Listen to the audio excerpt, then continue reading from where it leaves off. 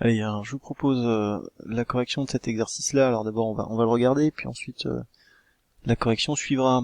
Donc je vous propose un code ici, donc vous êtes tous maintenant capables de comprendre ce qu'il fait. On ouvre un fichier en écriture, donc on crée un fichier qui va s'appeler fichier.date. On va écrire dans ce fichier cette chaîne de caractères-là, puis celle-là, et on va fermer le fichier. Alors, quelque chose que vous n'aviez pas encore vu, c'est le /t qui est ici. Donc on va regarder ce que ça fait. Le str5 ça correspond à la valeur 5, hein, donc ça vous posera pas de problème. Et anti/n vous correspond à un saut de ligne. Donc on applique ce... Donc on y va, on a le code ici. On l'exécute, on va voir dans notre répertoire de travail, on a fichier.date qui est créé.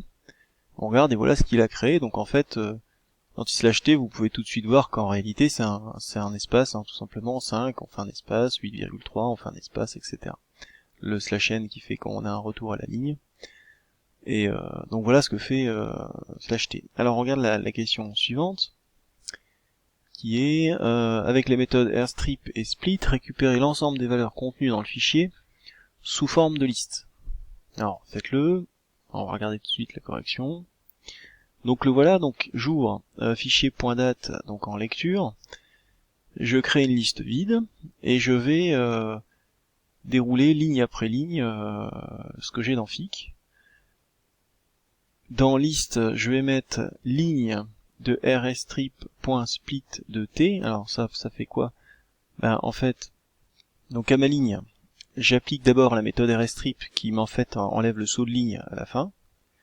Et je vais enlever, je vais créer une liste à chaque fois que j'aurai un séparateur /t. Donc autrement dit, dans liste, j'aurais peut-être dû faire ça. On va mettre un print liste ici.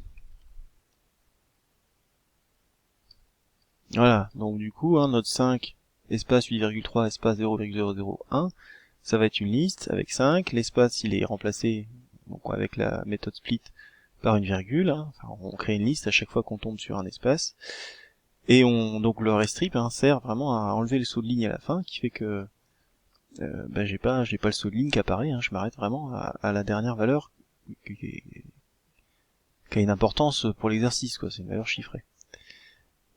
Ok, et puis ensuite, tout simplement comment je fais pour répondre à la question, hein. La question c'était obtenir la liste de toutes les valeurs, je vais me déplacer à l'intérieur de cette liste, et je vais rajouter la liste que j'ai créée au départ, chacun des éléments, donc je vais rajouter 5, puis 8,3, plus 0,01.